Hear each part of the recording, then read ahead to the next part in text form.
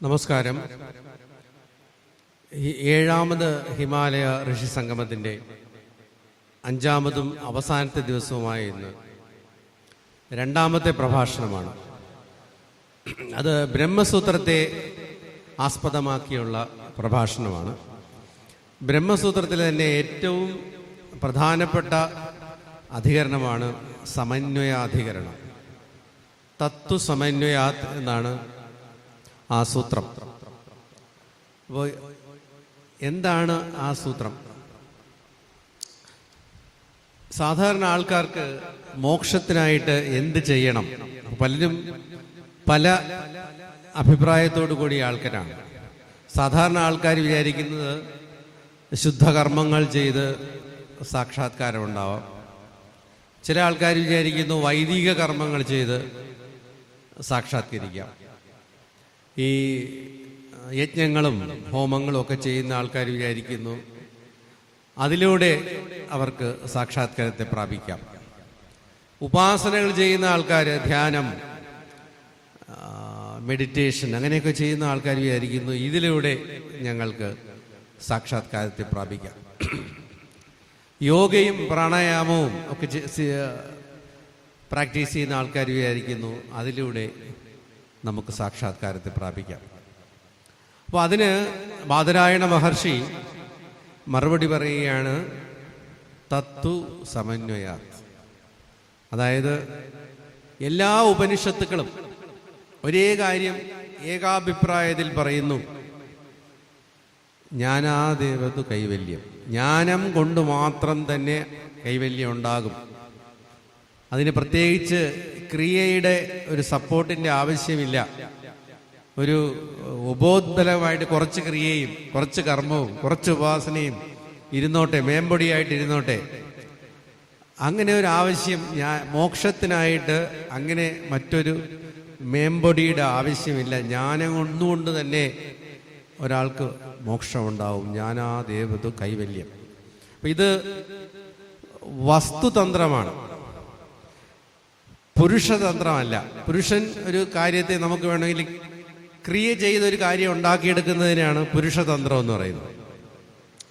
ബ്രഹ്മം ഇങ്ങനെ ഇരിക്കുന്നു, നിർഗുണവും ജനനരഹിതവും മരണമില്ലാത്തതും ഏകവുമായിട്ടിരിക്കുന്നു. അപ്പം അതിനെ നിങ്ങൾക്ക് എന്തെങ്കിലും ചെയ്ത് അതിനെ മാറ്റാൻ പറ്റൂല. അത് വസ്തുവിൻ്റെ സ്വഭാവമാണ്, വസ്തുതന്ത്രമാണ്. നിങ്ങൾ എന്തെങ്കിലും ചെയ്ത് അതിനെ മാറ്റുന്നത് പുരുഷതന്ത്രമാണ്. അപ്പോൾ ബ്രഹ്മജ്ഞാനം എന്ന് പറയുന്നത് എന്തെങ്കിലും ചെയ്ത് നേടിയെടുക്കുന്ന ഒരു സാധനമല്ല, അത് വസ്തുതന്ത്രമാണ്. അപ്പോൾ അതിനെക്കുറിച്ച് അത് വളരെ വിശദമായിട്ട് പ്രതിപാദിക്കുന്ന സൂത്രവും ഭാഷ്യവുമാണ്. അത് ആവർത്തിച്ച് പഠിച്ചാൽ ഈ ഒരു അധികരണം മാത്രം മതി മോക്ഷത്തിനെന്നാണ്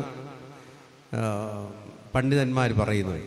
അപ്പം അതുകൊണ്ട് ഈ സൂത്രത്തെക്കുറിച്ച്, സമന്വയാധികരണത്തെക്കുറിച്ച് വളരെ നമ്മുടെ കൈലാസാശ്രമത്തിലൊക്കെ പഠിച്ച നല്ല പണ്ഡിതനായ ചിന്മയാനന്ദപുരി നമ്മോട് സംസാരിക്കും. അപ്പോൾ അദ്ദേഹം പറയുന്നത് നിങ്ങൾക്ക് ഒരു പ്രാവശ്യം കൊണ്ട് മനസ്സിലായി, യൂട്യൂബിലെല്ലാം ഉണ്ടായിരിക്കും, ആവർത്തിച്ച് കേട്ടു നോക്കുക, അപ്പോൾ മനസ്സിലാവും.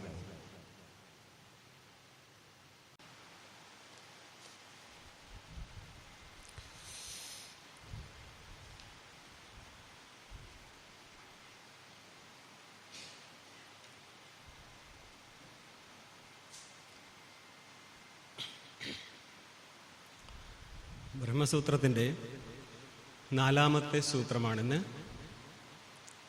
തത്തു സമന്വയാത്. ഇതിൻ്റെ മുന്നേ 3 സൂത്രം കഴിഞ്ഞു, 3 അധികരണവും കഴിഞ്ഞു. ഓരോരോ സൂത്രം, ഈ 4 സൂത്രത്തിൽ 4 അധികരണം കഴിയും. പിന്നെ പല അധികരണത്തിലും പല സൂത്രങ്ങൾ കയറി. 1ാമത്തെ സൂത്രത്തിലൂടെ ബ്രഹ്മ ജിജ്ഞാസ അവതരിപ്പിച്ചു, അല്ലേ? ജിജ്ഞാസ അധികരണം. അതിൻ്റെ അർത്ഥം എന്താ ചെയ്തത്? ബ്രഹ്മ വിഷയക അപരോക്ഷ ജ്ഞാനത്തിനായിട്ട് വിചാരം ചെയ്യണം എന്നതിലെത്തി, അല്ലേ?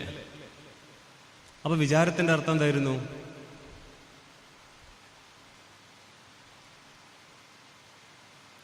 ഇന്നലെ ഞാൻ ഇതും പറഞ്ഞ് ഞാൻ പോയത് ഇവിടെ നമ്മൾ പലപ്പോഴും ഇതിലെ ടെക്നിക്കൽ വേർഡ്സ് എടുത്ത് വെക്കാറില്ല. അവിടെ പോലും ശ്രവണം, മനനം, നിധിധ്യാസനം ഇത് ചേർത്താൽ വിചാരമായി. വിചാരപ്രധാനമായ ഗ്രന്ഥമാണെന്ന് പറയും. ഏതിനെ? ബ്രഹ്മസൂത്രത്തെ. അതായത് ഉപനിഷത്തിലെ പല വാക്യങ്ങൾക്കും പലപ്പോഴും സംശയം ഉണ്ടാവും, അതേത് വിഷയത്തെയാണ് ഉദ്ദേശിച്ച് പറഞ്ഞത്. ഇപ്പോൾ ആദിത്യനിലെ പുരുഷൻ, ചക്ഷുവിലെ പുരുഷൻ, ചാക്ഷുഷ പുരുഷൻ, ഇത് നമ്മൾ ഉപനിഷത്തിൽ കാണുന്ന സമയത്ത് അവിടെ ഏതൊരു പുരുഷൻ ഹിരണ്യഗർഭനാണോ എന്നൊരു സംശയം വരാം. പക്ഷെ ബ്രഹ്മസൂത്രത്തിൽ എത്തുമ്പോഴേക്കും അത് പരമാത്മാവെന്ന് പറയും. അപ്പോൾ കുറേ വ്യത്യാസപ്പെട്ട് പല കാര്യങ്ങൾ സംസാരിക്കും. അങ്ങനെയും കാണാം, വാസ്തവത്തിൽ അത് ഇങ്ങനെയാണെന്നുള്ളതിലാക്കും. കുറേ വ്യത്യാസപ്പെടും. അപ്പൊ ഇവിടെ വിചാരം ചെയ്യാണ്. വിചാരത്തിന്റെ വിഷയം എന്താ? ബ്രഹ്മ അല്ലെ? ബ്രഹ്മവിഷയക വിചാരമാണ്. അപ്പൊ വിചാരം ചെയ്യണമെങ്കിൽ എന്തറിയണം? അതിന് ലക്ഷണം വേണം. ലക്ഷണ പ്രമാണാഭ്യാം വസ്തുസിദ്ധി നതു പ്രതിജ്ഞാമാത്രേണ. ഇങ്ങനൊരു വസ്തു ഉണ്ട് എന്നുള്ളത് കൊണ്ട്, അതായത് ഇങ്ങനൊരു പ്രതിജ്ഞ ചെയ്തത് കൊണ്ട് മാത്രം വസ്തു സിദ്ധിക്കപ്പെടത്തില്ല. ആ വസ്തുവിൻ്റെ ലക്ഷണം വേണം, അതിന് പ്രമാണം തരണം. ഇതാണ് ശാസ്ത്രത്തിൻ്റെ ശൈലി. എങ്കിലും മാത്രമേ മാനിക്കത്തുള്ളൂ. അതുകൊണ്ടാണ് പറയുന്നത് നതു പ്രതിജ്ഞാമാത്രേണ. നമ്മൾ കേൾക്കാറില്ലേ, എൻ്റെ ഗുരു അങ്ങനെയാണ് ഇങ്ങനെയാണ്. ഈ കഥകൾ എഴുതി വിടുന്നവരെ അതിനൊരു പ്രമാണമില്ല. ഇവിടെ ഇപ്പോൾ അങ്ങനെയൊന്നും നടക്കത്തില്ല. ലക്ഷണം പറഞ്ഞിരിക്കണം. അപ്പം നൈയായികന്മാർ പൃഥ്വിയുടെ ലക്ഷണം ചോദിച്ചാൽ പറയും ഗന്ധവത്വം വൃത്യാഹ ലക്ഷണം. അത് പൃഥ്വിക്ക് മാത്രമുള്ള ധർമ്മമാണത്, ഗന്ധം. അതിനുശേഷം പ്രമാണവും പറയും. ആ ഗന്ധം എന്നുള്ളത് അന്യ 8 ഭൂതങ്ങളിലിരിക്കാതെ മറ്റൊരു ഭൂതത്തിലിരിക്കുന്നത് കൊണ്ട് ആ ഗന്ധാശ്രയത്വേന നമ്മൾക്ക് പൃഥ്വിയുടെ സിദ്ധിയും നടത്താൻ പറ്റും. ഈ രീതിയിലുള്ളൊരു പഠന ശൈലി തന്നെ വേറെയാണ്. ഇങ്ങനെ പഠിക്കുമ്പോഴാണ് നമ്മൾ വേദാന്തത്തിൽ എന്താണ് ഇവർ ഉദ്ദേശിച്ചതെന്ന് മനസ്സിലാകത്തുള്ളൂ. ഇപ്പോൾ ഭാഷ്യക്കാരൻ പല സ്ഥലത്തും നൈയായികൻ്റെ ബുദ്ധിയിൽ നിന്നാണ് സംസാരിക്കുന്നത്. നമ്മൾക്ക് ന്യായം അറിയത്തില്ലെങ്കിൽ നമ്മൾ ഒരിക്കലും അത് മനസ്സിലായിട്ടുണ്ടെന്ന്. ന്യായം പഠിച്ച ശേഷം മനസ്സിലാക്കാൻ ശ്രമിച്ചാൽ അത് വേറൊരു രീതിയിൽ മനസ്സിലാവും. ഇവിടെ ഇപ്പോൾ ലക്ഷണം പറയാൻ വേണ്ടിയിട്ട് നമ്മൾ 2ാമത്തെ സൂത്രത്തെ ഉപയോഗിച്ചു. എന്തായിരുന്നു? ജന്മാദ്യസ്യ യതഃ അല്ലേ? അപ്പം ജന്മാദി കൊണ്ട് എന്താ ഉദ്ദേശിച്ചത്? ജന്മ, സ്ഥിതി, ലയം. എവിടെ നിന്നാണോ തത് ബ്രഹ്മ. ഇങ്ങനെ പറഞ്ഞപ്പോൾ നമ്മൾ പറഞ്ഞു ഇത് ഒരു തടസ്ഥ ലക്ഷണമാണ് ചെയ്തത്. തടസ്ഥൻ എന്ന് പറഞ്ഞാൽ എന്താ അർത്ഥം? തടസ്ഥനാണോ തടസ്ഥനാണോ? തടസ്ഥന. തടേ തിഷ്ഠതീത് തടസ്ഥ എന്നത് സ്വരൂപ അന്തർഭവതി. സ്വരൂപത്തിൽ വരത്തില്ല. അതിന് 2 രീതിയിൽ ഇതിനെ പറയാം. ഒന്ന്, ജഗത്തിൻ്റെ ഉത്പത്തി കാരണം പറയുന്ന സമയത്ത് ലയകാരണത്വവും സ്ഥിതികാരണത്വവും ഇല്ല. അപ്പം ഒന്നെടുത്താൽ ബാക്കി 2 ഉണ്ടാവത്തില്ല. എന്നാൽ ഉദ്ദേശിച്ചത് അങ്ങനെയാണോ വെച്ച് കഴിഞ്ഞാൽ അതല്ല. 3നെ എടുത്തും കൊണ്ടാണ് നിങ്ങൾ ലക്ഷണം പറഞ്ഞത്. പിന്നെ എങ്ങനെ തടസ്ഥനായി? അതപ്പോൾ ആദ്യത്തെ മനസ്സിലായോ? അതായത് ജന്മകാരണത്വം പറയുന്ന സമയത്ത് സ്ഥിതികാരണത്വം ഇല്ല, ലയകാരണത്വം ഇല്ല. ലയകാരണത്വം പറയുന്ന സമയത്ത് സ്ഥിതികാരണത്വം ഇല്ല, ജന്മകാരണത്വം ഇല്ല. അതുകൊണ്ട് അതിന് സ്വരൂപ ലക്ഷണത്തിൽ എടുക്കുന്നില്ല, നമ്മൾ തടസ്ഥ ലക്ഷണത്തിലേക്ക് മാറ്റുമെന്ന് പറയുന്നു. പക്ഷെ നിങ്ങൾ ലക്ഷണം ചെയ്യാൻ ഉദ്ദേശിച്ച സമയത്ത് നിങ്ങൾ ആദ്യമേ പറഞ്ഞിട്ടുണ്ട് 3 കൂടി ചേർന്നിട്ടുള്ള ലക്ഷണമാണ് ചെയ്യാൻ പോകുന്നത് അല്ലേ? ജഗജ്ജന്മസ്ഥിതി ലയകാരണത്വം എന്നല്ല ഉദ്ദേശിച്ചിട്ടുള്ളൂ. അപ്പം ലക്ഷണ സമ്പന്നല്ലേ? പക്ഷേ ഇങ്ങനെ എടുത്തു കഴിഞ്ഞാൽ ആ ജഗത് കാരണം നിങ്ങളാണോ? അല്ല. അതിൻ്റെ ബ്രഹ്മ ജഗത് കാരണൻ ഈശ്വരൻ മാറി നിൽക്കും. അത് തൻ്റെ സ്വരൂപവും ജഗത് കാരണ സ്വരൂപം തമ്മിൽ ഭിന്ന ഭിന്നമാക്കി മാറ്റും. അപ്പം സ്വരൂപം എന്ന് പറഞ്ഞാൽ എൻ്റെയും ഈശ്വരൻ്റെ സ്വരൂപം ഒന്നായിരിക്കണ്ടേ? ഇവിടെ ഇപ്പോൾ ജഗത് കാരണത്വം എന്ന് പറയുമ്പോഴേക്കും അത് ജീവനിലല്ല വെച്ചത്, ബ്രഹ്മത്തിൽ കൊണ്ടുവച്ചു. അതുകൊണ്ട് ഇവൻ വിലക്ഷണനാണെന്ന് കാണിക്കാൻ വേണ്ടി തടസ്ഥൻ, തൻ്റെ സ്വരൂപത്തിൽ വന്നിട്ടില്ല, വിലക്ഷണനാണ്. ഇങ്ങനെയും അന്വയിച്ചു പോകും. എന്നാൽ ഈ സൂത്രത്തിൻ്റെ സംബന്ധിയായിരിക്കുന്ന മന്ത്രം ഏതാ? യഥോവ ഈമാനി ഭൂതാനി ജായന്തേ യേന ജാതാനി ജീവന്തി യത് പ്രയന്തഭിസംവിശന്തി തത് ബ്രഹ്മ. അതിനുശേഷം എന്ത് പറയും? സത്യജ്ഞാനമനന്തം ബ്രഹ്മ. അപ്പോൾ അവിടെ തന്നെ ഇതിൻ്റെ നിരൂപണം നടത്തുന്ന അതേ സ്ഥലത്ത് നിങ്ങൾ സത്യജ്ഞാനമനന്തം ബ്രഹ്മ എന്നും പറഞ്ഞിട്ട് ബ്രഹ്മത്തിൻ്റെ സ്വരൂപലക്ഷണവും പറഞ്ഞിട്ടുണ്ട്. രണ്ട് രീതിയിലും കഴിഞ്ഞു. ഇനി ജഗത് കാരണം ഏതൊരു ബ്രഹ്മമാണോ അത് ജീവസൃഷ്ടിക്കനുസരിച്ച് നോക്കിക്കഴിഞ്ഞാൽ ജീവൻ തന്നെയല്ലേ അബ്രഹ്മ? അന്ന് ക്ലാസ്സിൽ പറഞ്ഞ ഓർമ്മയുണ്ടോ? ദൃഷ്ടി സൃഷ്ടിവാദാനുസാരം നോക്കിക്കണ്ടാൽ ജഗത് കർത്താവ് ഈശ്വരനല്ല, ജീവനായിരിക്കും. അപ്പൊ ഈശ്വരൻ ആരായിരിക്കും? ദൃഷ്ടി സൃഷ്ടിവാദം എന്ന് പറഞ്ഞാൽ എന്താ? ദൃഷ്ടി തന്നെ, ജ്ഞാനം തന്നെ സൃഷ്ടി, ജ്ഞാനത്തിൽ ഭിന്നമായിട്ട് സൃഷ്ടിയില്ല. ഉദാഹരണത്തിന് സ്വപ്നത്തിൽ നമ്മൾ കാണുന്ന സമയത്ത് മാത്രമാണ് ആ മൊത്തം ജഗത്തിരിക്കുന്നത്. അല്ലെങ്കിൽ കയറിൽ സർപ്പത്തെ കാണുന്ന സമയത്ത് മാത്രം പ്രകാശിക്കുകയാണ് ആ സർപ്പം, മുന്നേയും പിന്നെ സർപ്പം ഇരിക്കത്തില്ല അല്ലേ? അങ്ങനെ ആകുമ്പോൾ ജഗത്ത് പ്രാതിഭാസികമായി മാറും. ഈ രീതിയിൽ നോക്കിക്കണ്ടാൽ ജഗത്തിന്റെ കാരണം ബ്രഹ്മം ഏതാണോ അത് ഈ ജീവൻ തന്നെയാണ്. അപ്പൊ കുറെ ഏരിയയിലേക്ക് കൊണ്ടുപോകാൻ പറ്റുന്ന രീതിയിൽ ഒരു സൂത്രം വെച്ചിരിക്കുന്നത്. ഇതിനെ പല രീതിയിൽ അന്വേഷിച്ചു കൊണ്ടുപോകാം. നിങ്ങളുടെ ലക്ഷണമായി കഴിഞ്ഞു ഇവിടെ ജഗത് ജന്മാദി കാരണത്വം. ഇനി എന്ത് വേണം? പ്രമാണം വേണം അല്ലേ? മൂന്നാമത്തെ സൂത്രം എന്തായിരുന്നു? ശാസ്ത്രയോനിത്വാദ്. അതിന് രണ്ട് വിധ അർത്ഥം ചെയ്തിട്ടുണ്ട്. ശാസ്ത്രത്തിന്റെ യോനി അല്ലെങ്കിൽ ശാസ്ത്രം യോനി രസ്യ. ടീക്കേ? ശാസ്ത്രം യോനി എന്ന് പറയുക കാരണം, പ്രമാണം യസ്യ ബ്രഹ്മണ. ഈ ജഗത് കാരണമായിരിക്കുന്ന ബ്രഹ്മത്തിന്റെ പ്രമാണം എന്നുള്ളത് എന്താണ്? ശാസ്ത്രമാണ്. അങ്ങനെയാണെങ്കിൽ പ്രമാണവേദ്യമായിരിക്കുമോ ബ്രഹ്മ? പ്രമാണമാണെങ്കിൽ ഇവിടെ ഒരു പുസ്തകം കാണാനുള്ള പ്രമാണമാണ് ചക്ഷു. കണ്ണുകൊണ്ട് ഞാൻ ഈ പുസ്തകത്തെ കാണുകയാണ്. അപ്പോൾ എൻ്റെ ചക്ഷുജന്യ ജ്ഞാനത്തിന്റെ വിഷയമല്ല ഈ പുസ്തകം. ഇത്ര ആലോചിക്കാനെന്താ? അങ്ങനെയാണെങ്കിൽ ശാസ്ത്രമാണ് പ്രമാണമെങ്കിൽ ശാസ്ത്രജന്യ ജ്ഞാനത്തിന്റെ വിഷയമായിരിക്കും ഏത്? ബ്രഹ്മ. അങ്ങനെയാണെങ്കിൽ പല സ്ഥലത്തും പറയത്തില്ലേ ജ്ഞാനത്തിന് വിഷയമാവത്തില്ല ബ്രഹ്മം എന്നുള്ളത്. എന്തു ചെയ്യും? ഇങ്ങനത്തെ കുറേ സ്ഥലം രണ്ടു വശത്തേക്ക് മാറി നിൽക്കും. ശബ്ദം കൊണ്ട് പറയാൻ പറ്റത്തില്ല, ജ്ഞാനം കൊണ്ട് അറിയാൻ പറ്റത്തില്ല. ഇതൊക്കെ എത്രയോ മന്ത്രങ്ങൾ തന്നെയുണ്ട്. ഓക്കെ, പ്രത്യക്ഷ അപഗമം ധർമ്മം. അവൻ പ്രത്യക്ഷമായിട്ട് പ്രത്യക്ഷീകരിക്കാം. പ്രത്യക്ഷം തന്നെ രണ്ട് വിധത്തിലാക്കാം. ഒന്ന് ചക്ഷുജന്യ പ്രത്യക്ഷം, മറ്റത് ശാബ്ദപ്രത്യക്ഷം. പ്രത്യക്ഷമാണത്. ബ്രഹ്മവിഷയജ്ഞാനം പ്രത്യക്ഷമാണോ അപരോക്ഷമാണോ? നമ്മളൊക്കെ ചെറിയ ചെറിയ ശബ്ദത്തിൽ തന്നെ തീരും പരിപാടി. പ്രത്യക്ഷമല്ല. പ്രത്യക്ഷവും അപരോക്ഷവും തമ്മിൽ ഒരർത്ഥഭേദമില്ല.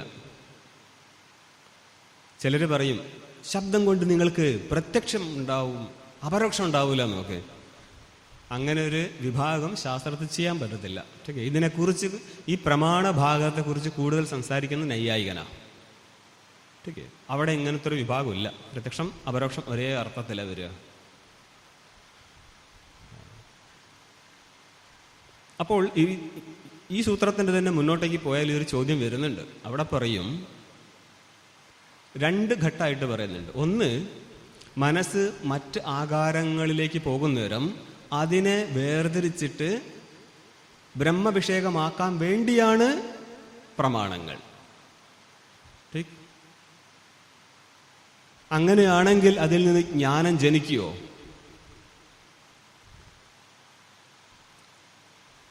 ഇത് ഈ ഒരു ജ്ഞാനസ്ഥലം പക്കാ പ്രമാണം കൊണ്ട് മണ്ടകീറൽ സാധനമാണിത്.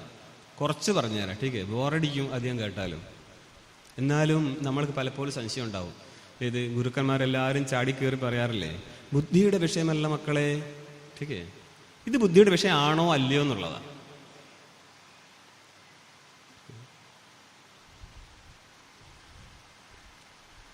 നമ്മളൊരു വസ്തുവിനെ പ്രത്യക്ഷീകരിക്കുകയാണെങ്കിൽ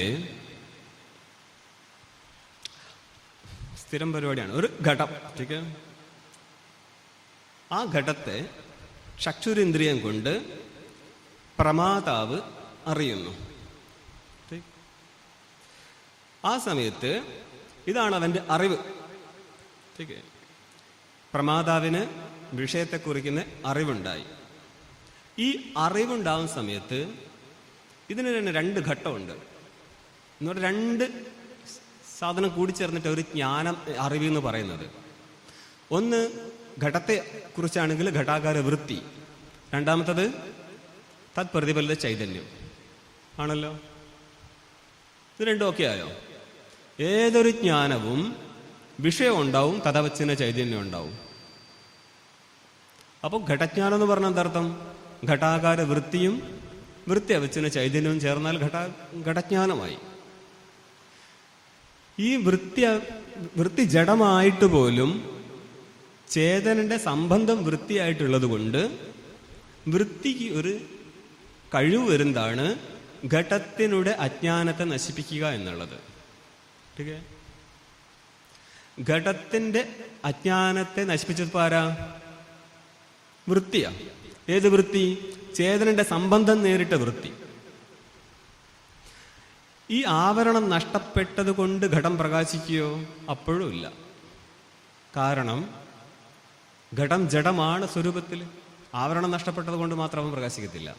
പിന്നെ എന്ത് വേണം? ഈ വൃത്തിയോട് കൂടെ ചേർന്നിരുന്ന ഒരു ചേതനൻ ഉണ്ടായിരുന്നു. ഈ ചേതനൻ ഈ ഘടത്തെ പ്രകാശിപ്പിക്കും. എപ്പോൾ? വൃത്തിയാൽ അതിൻ്റെ ആവരണം നഷ്ടപ്പെട്ട് കഴിഞ്ഞാൽ വസ്തു ജഡമാണെങ്കിൽ ചൈതന്യം പ്രകാശിപ്പിക്കും. ആണല്ലോ. ഇതിൻ്റെ സ്ഥിതി ബ്രഹ്മാകാര വൃത്തി സ്ഥലത്ത് നോക്കാം. ബ്രഹ്മാകാര വൃത്തി എന്നുള്ള ജ്ഞാനം ഈ ശബ്ദത്തിൽ നിന്നുണ്ടായാൽ എന്ത് സംഭവിക്കും? ഇവിടെ സംഭവിച്ചതുപോലെ തന്നെ അവിടത്തേക്ക് നോക്കിയാൽ മതി. ബ്രഹ്മ വിഷയക അജ്ഞാനം നഷ്ടപ്പെടും. ഈ ബ്രഹ്മവിഷയക അജ്ഞാനം നഷ്ടപ്പെട്ടാൽ എന്ന് പറഞ്ഞാൽ ബ്രഹ്മത്തിനുടെ ആവരണം നഷ്ടപ്പെട്ടാൽ ഇനി ബ്രഹ്മം പ്രകാശിക്കുകയോ? ബ്രഹ്മം ചേതന സ്വരൂപമായതുകൊണ്ട് അവൻ പ്രകാശിക്കും. അവിടെ എന്തിൻ്റെ ആവശ്യമില്ല? ആ വൃത്തിയിൽ പ്രതിഫലിച്ച ചൈതന്യത്തിൻ്റെ ആവശ്യമില്ല. ഈ ആവശ്യമില്ലായ്മയാണ് നമ്മൾ എന്ത് പറയുന്നത്?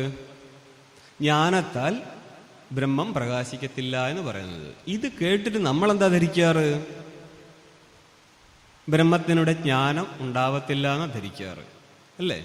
അത് സോക്കോൾഡ് ഗുരുക്കന്മാരുടെ എന്തോ കുത്തക അവകാശമാണ്, ബാക്കി ആർക്കും ഇത് ഉണ്ടാവില്ല. അങ്ങനെയല്ലത്. ഈ ഒരു സംഭവം മനസ്സിലായാൽ ഇത്രയുള്ളൂ. അപ്പം ജ്ഞാനം ഉണ്ടാവത്തില്ലായിരുന്നു എങ്കിൽ പിന്നെ എന്തിനാണ് ഗ്രന്ഥരചന നടത്തിയത്? ഓക്കെ, ബ്രഹ്മവിഷയക ജ്ഞാനം ഉണ്ടാവത്തേ ഇല്ല. ഇത് പല വഴിക്ക് പോകുന്നവർ നമ്മൾക്ക് കേൾക്കേണ്ട ഗതികേടുണ്ട്. എന്താണ്? അപ്പടിയല്ലല്ലോ സ്വാമി, ജ്ഞാനം സ്വരൂപമല്ലേ, അത് എന്താ സംഭവം? ശരിക്കും നമുക്ക് നേരിട്ട് കേൾക്കേണ്ട ഗതികേടുകൊണ്ട് ഞാനിത് പറയുന്നത്. ജ്ഞാനം സ്വരൂപമാണോ അല്ലയോ? ജ്ഞാനം ബ്രഹ്മത്തിന്റെ സ്വരൂപമാണ്. അല്ലെന്ന് ആര് പറഞ്ഞു? ആ ബ്രഹ്മസ്വരൂപ ജ്ഞാനമാണോ അജ്ഞാനത്തെ നശിപ്പിക്കുന്നത്? അതുമല്ല. അജ്ഞാനത്തെ നശിപ്പിക്കുന്നത് ആ ബ്രഹ്മത്തെ വിഷയീകരിക്കുന്ന അന്ധകരണത്തിന്റെ വൃത്തിജ്ഞാനമാണ്. അവിടെയാണ് നമ്മൾ വൃത്തി എന്നും ചേതനനെന്നും പറഞ്ഞിട്ട് ഒരു ജ്ഞാനത്തെ കൊണ്ടുവന്നത്. ഇതിന്റെ വിഷയമായിരിക്കുന്ന ചേതനൻ അവിടെ വൃത്തി സംബന്ധം ഇല്ലാത്തവനാണ്. അവൻ ഒരിക്കലും അജ്ഞാനത്തെ നശിപ്പിക്കത്തില്ല. നശിപ്പിച്ചിരുന്നു എങ്കിൽ ഒരു കാലത്തും അജ്ഞാനം ഉണ്ടാകത്തില്ലായിരുന്നു. എന്തുകൊണ്ടാ? അവൻ ആദ്യമുണ്ട്. മനസ്സിലായോ? അപ്പോൾ ജ്ഞാനം ഉണ്ടാകുന്ന ഉറപ്പാണ്. എപ്പോൾ? എപ്പോഴാണ് ജ്ഞാനം ഉണ്ടാവുക? പ്രമാണം കൊണ്ട് ജ്ഞാനം ഉണ്ടാവും അല്ലേ? ജ്ഞാനെന്ന് ഉദ്ദേശിച്ചതേ, ജ്ഞാനത്തെ നൈയായികന്മാർ രണ്ടാക്കും. സ്മൃതി, അനുഭവം. അനുഭവത്തെ രണ്ടാക്കും, യഥാർത്ഥം അയഥാർത്ഥം. യഥാർത്ഥത്തെ അവർ 4 ആക്കും, നമ്മൾ 6 ആക്കും. ഇങ്ങനെയാണ് ഇതിന്റെ പ്രക്രിയ പോവുക. അപ്പോൾ ഈ യഥാർത്ഥ ജ്ഞാനം ഉണ്ടായിക്കഴിഞ്ഞാൽ അജ്ഞാനം നഷ്ടപ്പെടും, ശരിയാണ്. പക്ഷെ യഥാർത്ഥ ജ്ഞാനം എങ്ങനെ ഉണ്ടാവും? അതിന് പ്രമാണം വേണം. ഏതാ പ്രമാണം? തസ്മാ ശാസ്ത്രം പ്രമാണന്തേ കാര്യാകാര്യ വ്യവസ്ഥിതവും. അപ്പോൾ അങ്ങനെ ഇരിക്കുന്ന ശബ്ദപ്രമാണത്തെ നിരൂപണം ചെയ്യുമ്പോൾ അവിടെ പദജ്ഞാനം തു കരണം ദ്വാരം തത്ര പദാർത്ഥധീഹി ശബ്ദബോധ ഫലം തത്ര ശക്തി സഹകാരിണി. വാക്യത്തിൽ നിന്ന് അർത്ഥബോധം ജനിക്കണമെങ്കിൽ, വാക്യാർത്ഥബോധം ജനിക്കണമെങ്കിൽ ആ വാക്യത്തിൻ്റെ ഘടകങ്ങളായിരിക്കുന്ന ഓരോ പദങ്ങളിൽ നിന്നും പദാർത്ഥത്തിൻ്റെ ബോധം ഉണ്ടായിരിക്കണം. ഈ പദത്തിൽ നിന്ന് പദാർത്ഥത്തിൻ്റെ ബോധം എന്നുള്ളത് സ്മൃതിയാണ്. ടീക്കേ, ഇതിൻ്റെ ശാസ്ത്രീയമായിട്ടുള്ള വ്യാഖ്യാന സ്ഥലത്ത് പറയും നദ്യാസ്തീരെ പഞ്ചഫലാനി സന്ധി. ടീക്ക്, അതെന്നെ കേട്ടോ. നദിയുടെ തീരത്ത് 5 ഫലങ്ങളുണ്ട്. ഇവിടെ ഒരു 5 പദങ്ങളാണ് ഉള്ളത്. നദി, നദി പദം, നദി പദാർത്ഥം. ടീക്കേ, നദ്യാഹ ഷഷ്ടി. തീരം ഒരു പദമാണ്, തീരം എന്നുള്ള പദാർത്ഥമുണ്ട്. ടീക്കേ, പഞ്ച പദമാണ്, പഞ്ച എന്നുള്ള പദാർത്ഥമുണ്ട്. ഫലാനി പദമാണ്, ഫലാനി ഫലങ്ങൾ എന്നുള്ള പദാർത്ഥമുണ്ട്. സന്ധി ഉണ്ട്, പദമാണ്, അതിനൊരു അർത്ഥമുണ്ട് അല്ലേ. പദങ്ങളിൽ നിന്ന് പദാർത്ഥത്തിന്റെ ബോധം ഉണ്ടായി കഴിഞ്ഞാൽ പദാർത്ഥങ്ങളുടെ പരസ്പര അന്വയത്തെയാണ് വാക്യാർത്ഥം എന്ന് പറയുന്നത്. ഇതിന്റെ ബോധത്തെയാണ് വാക്യാർത്ഥ ബോധം എന്ന് പറയാം. വാക്യാർത്ഥ ബോധം പുതുതായിട്ടുണ്ടാവുന്നതാണ്, പക്ഷെ പദാർത്ഥ ബോധം സ്മരണമാണ്. അപ്പോൾ വാക്യാർത്ഥ ബോധം ജനിക്കണമെങ്കിൽ എന്ത് വേണം? ആദ്യം പദാർത്ഥ ബോധം വേണം. ഓക്കെ, ഇവിടെ തന്നെ വക്താവിന്റെ ഇച്ഛ, ഇതിനെന്ത് പറയും? വിവക്ഷ. വക്തിരിച്ഛ, വിവക്ഷ, താത്പര്യം. വക്താവ് എന്തുദ്ദേശിച്ചിട്ടാണോ വാക്യപ്രയോഗം നടത്തിയത് അത് അറിഞ്ഞെങ്കിൽ മാത്രമേ ആ വാക്യത്തിൽ നിന്ന് അർത്ഥബോധം ഉണ്ടാകത്തുള്ളൂ. അപ്പോൾ ഒരാൾ പറയാണ്, ഉദാഹരണം പറയും, നവകമ്പലാനി സന്ധി. നവ എന്നുള്ള ശബ്ദത്തിന് നൂതന എന്ന അർത്ഥമുണ്ട്, 9 എന്ന അർത്ഥമുണ്ട്. ഓക്കെ, അപ്പോൾ ഒരാൾ ശബ്ദപ്രയോഗം നടത്തുകയാണ്, നവ കമ്പലോയം, ഏകവചനത്തില. അപ്പൊ കേട്ടവൻ പറയാണ്, നവനാസ്തി ഏക കമ്പലോയം, 9 എണ്ണമില്ല, അത് 1 ഉള്ളൂ. അപ്പോൾ നമ്മൾ ചിരിക്കൂല്ലേ? ലോകത്തിൽ അങ്ങനെയാണ്. പക്ഷെ ഇവിടെ രണ്ടാമത് പറഞ്ഞവൻ തോറ്റിരിക്കുകയാണ്. ഇങ്ങനെ പറയാൻ പാടില്ല എന്നാ. എന്തുകൊണ്ടാ? ആ വക്താവിന്റെ ഇച്ഛ എന്നുള്ള വിവക്ഷയെ നീ അറിയാതെ നീ ഇവിടെ നിന്റെ മണ്ട കറക്കാൻ നിനക്ക് അവകാശമില്ല. ഓക്കേ, ഇത് ശരിയായ നടപടിയല്ല. അപ്പൊ എന്ത് വേണം? വക്താവിന്റെ ഇച്ഛ നമ്മൾക്ക് അറിഞ്ഞിരിക്കണം അല്ലേ? അപ്പൊ ഇവിടത്തെ വേദത്തിന്റെ വക്താവ് ആരാ?